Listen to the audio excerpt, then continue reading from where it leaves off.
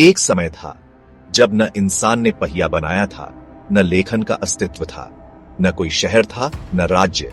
लेकिन तभी दो नदियों के बीच एक चमत्कार जन्म लेता है।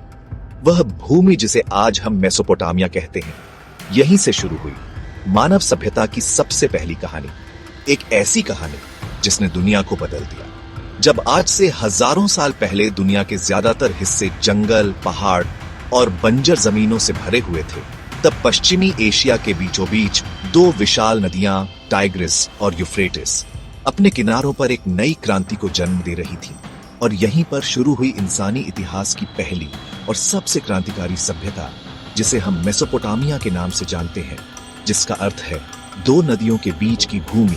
ये क्षेत्र आज के आधुनिक इराक, सीरिया और तुर्की के दक्षिणी हिस्सों में फैला था। और यही वो जमीन थी जहां इंसान ने पहली बार जंगली जीवन को छोड़कर संगठित बस्तियों की नींव रखी, खेती शुरू की, शहर बसाए, देवताओं के मंदिर बनाए, युद्ध लड़े, कानून बनाए और सबसे पहली बार लेखन की शुरुआत की। इस क्षेत्र की मिट्टी उपजाऊ थी क्योंकि हर साल बाढ़ के साथ टाइग्रिस और यूफ्रेटिस गाद लेकर आती थी। लेकिन बारिश की कमी के कारण सिंचाई के लिए इंसानों ने नहरें, जलाशय और बांध बनाए और यहीं से संगठित कृषि की शुरुआत हुई, जिससे अन्न का अधिशेष हुआ। और फिर व्यापार, श्रमिक वर्ग और सामाजिक ढांचा जन्मा। सबसे पहले सुमेरियन लोग आए, जिन्होंने उर, ओरुक और एरिडू जैसे शहर बसाए और जिगुरात नामक विशाल मंदिर बनाए, जो पिरामिड जैसी आकृति के होते थे और ईश्वर से जुड़ने का माध्यम माने जाते थे। उरुक, जिसकी जनसंख्या कभी 40,000 से ज्यादा थी। सुमेरियन सभ्यता ने न सिर्फ नगर राज्य बनाए, बल्कि सबसे पहले क्यूनिफॉर्म लिपि का आविष्कार किया। ये कील के आकार की स्क्रिप्ट थी, जिसे गीली मिट्टी की तख्तियों पर लिखा जाता था। और यहीं से शुरू हुआ दस्तावेजों, रसीदों, अनुबंधों और साहित्य का युग। सुमेर के लोगों ने गिलगमेश का महाकाव्य लिखा, जो आज विश्व की सबसे प्राचीन साहित्यिक कृति मानी जाती है।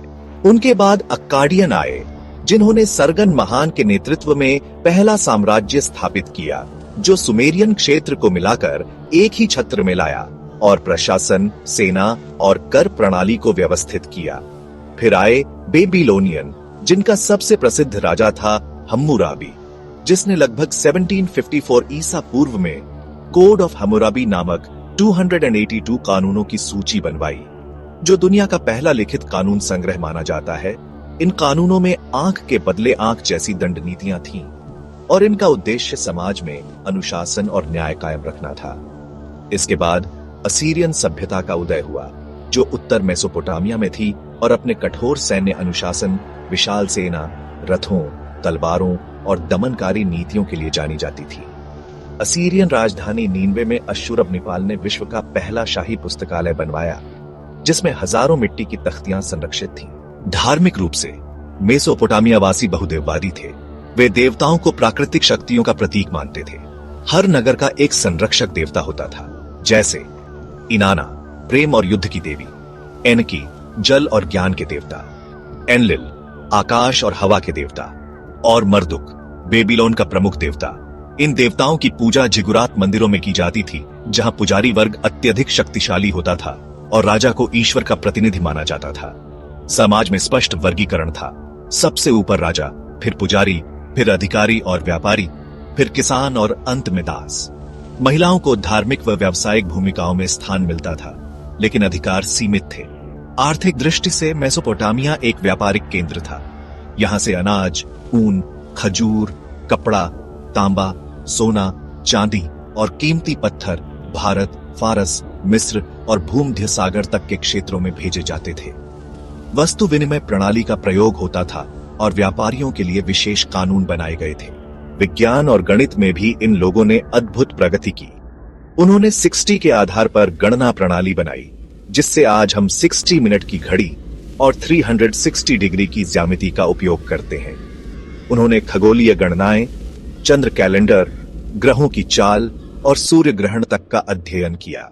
साथ ही उन्होंने औषधियों और चिकित्सा पद्धतियों का लेखा भी छोड़ा। वास्तुकला में उन्होंने धूप में सुखाई गई ईंटों से भवन बनाए, जिगुरात, महल और नगर द्वार जैसे ढांचे विकसित किए।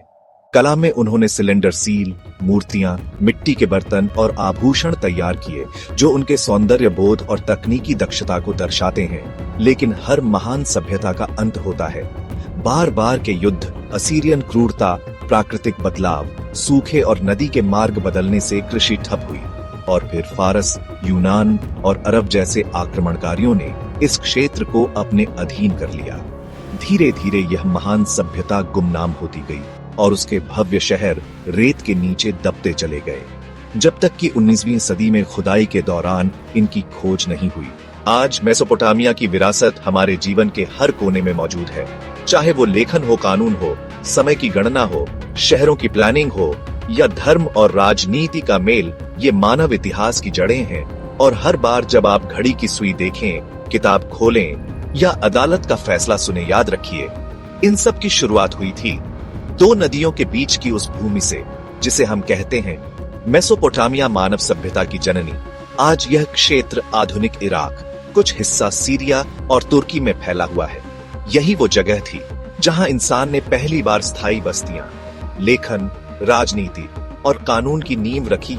आज जब आप किसी शहर की इमारतें, कानून या घड़ी की सुई देखें तो याद रखिए जहां कभी इंसान ने पहली बार इतिहास रचा था, मेसोपोटामिया, जहां से हमने सभ्यता को सीखा। ऐसे ही रहस्यों को जानने के लिए सब्सक्राइब करें अननोन मिस्ट्री चैनल को, और वीडियो पसंद आया हो तो लाइक जरूर करें। मिलते हैं अगले वीडियो।